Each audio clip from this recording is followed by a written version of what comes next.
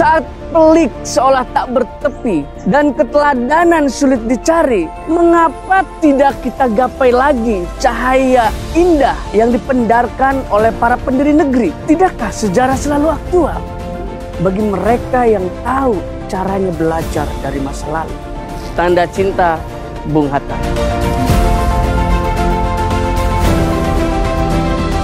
Indonesia pernah melahirkan seorang bung istimewa bernama Muhammad Hatta.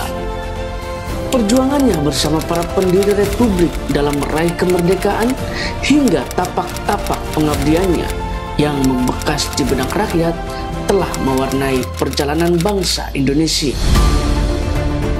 Di rumah inilah, di Jalan Diponegoro 57, Jakarta Pusat, Muhammad Hatta alias Bung Hatta pernah tinggal. Rumah ini sangat bersejarah, sebab dari rumah ini Muhammad Hatta berjalan kaki menuju Gedung Proklamasi nomor 56 untuk memproklamasikan kemerdekaan Indonesia pada 17 Agustus 1945. Di rumah ini pula sebagian mimpi dan gagasan sang proklamator dicetuskan. Saat detik-detik proklamasi, Hatta berperan dalam merumuskan paragraf kedua pada teks proklamasi kemerdekaan Indonesia yang berbunyi, hal-hal yang mengenai pemindahan kekuasaan dan lain-lain diselenggarakan dengan cara saksama dan dalam tempo yang sesingkat-singkatnya. Mengenyam pendidikan selama 11 tahun di Belanda, Bung Hatta kemudian menjadi aktivis pergerakan, politisi, ekonom, dan negarawan.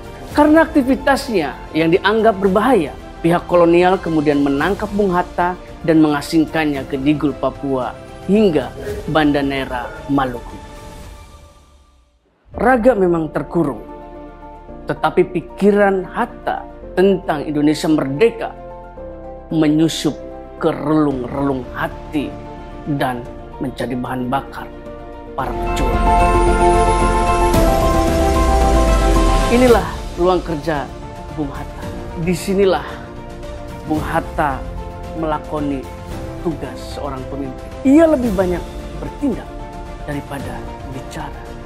Bung Hatta juga merupakan tokoh penting di balik lahirnya Bank Sentral.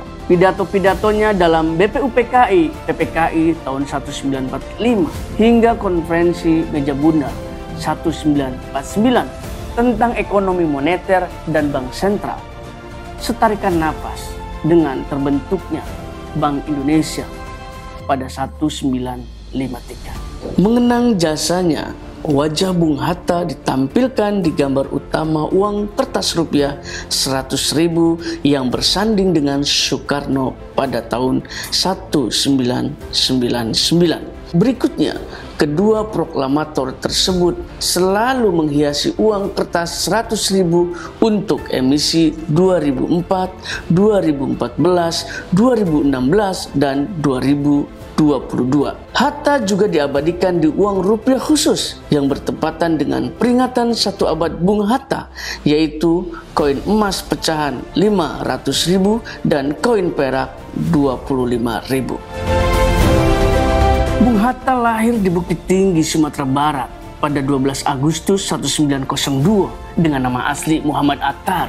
Ayahnya bernama Muhammad Zamil, seorang keturunan ulama besar Minangkabau dari Batu Hampa. Sementara ibunya, Saleha, asli Bukit Tinggi dari keluarga pedagang. Meskipun tumbuh dari lingkungan keluarga terpandang, Muhammad Hatta dikenal sebagai sosok yang sederhana. Hatta bukan tipe pejabat aji mumpung dan hidup bermewah-mewah. Saat gajinya sebagai wakil presiden hendak dinaikkan, Bung Hatta menolak. Beliau bilang, keuangan negara tidak cukup kuat, sementara banyak rakyat melarat yang memerlukan uang itu. Pada tahun 1952, Bung Hatta juga memilih berhaji dengan biaya sendiri, hasil dari honorarium tulisan-tulisan dan buku karyanya. Ia menolak pembiayaan dan fasilitas dari negara. Tak berhenti di situ. Menurut mantan sekretaris pribadi Bung Hatta, Iwang Sawijaya, bahwa setiap bulan Bung Hatta selalu mengembalikan sisa uang dari anggaran rutin biaya rumah tangga wakil presiden ke kas negara. Di masa itu, Bung Hatta pun selalu menolak suap. Sementara di garis masa yang sama, Hatta pernah kesulitan membayar tagihan listrik, telepon, dan air di rumahnya saat pensiun.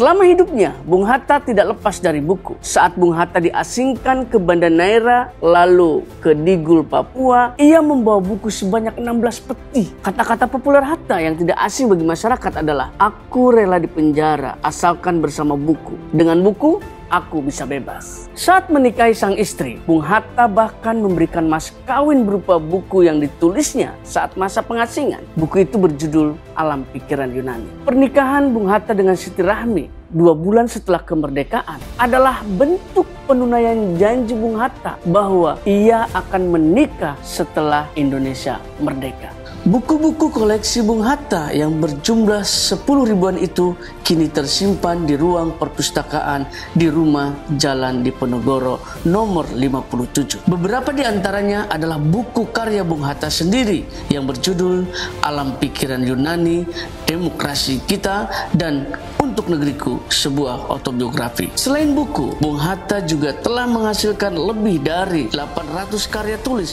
dalam bahasa Indonesia, Belanda, dan Inggris.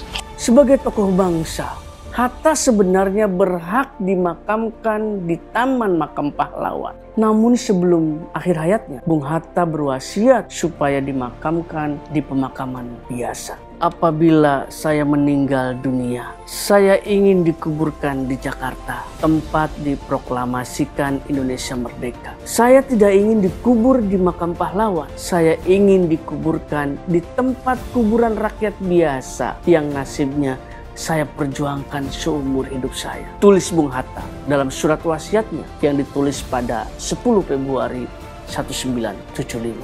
Dari Bung Hatta kita belajar tentang keteladanan. Jejak dan pemikiran emas Bung Hatta membawanya pada sederet julukan. Selain sebagai Bapak Proklamator bersama Soekarno dan menjadi Wakil Presiden pertama Republik Indonesia, Hatta juga dikenal sebagai Bapak Koperasi Indonesia, Bapak Palang Merah Indonesia, Bapak Perumahan Indonesia, Bapak Kedaulatan Rakyat, Bapak Hak Asasi Manusia, penggagas politik luar negeri Indonesia bebas aktif, dan sekaligus pahlawan nasional. Segala pengabdian, pemikiran, dan karya emasnya adalah bukti tanda cinta Bung Hatta untuk Indonesia. Terbayang baktimu, terbayang jasamu, terbayang jelas jiwa sederhanamu, bernisan bangga, berkafan doa dari kami yang merindukan orang seperti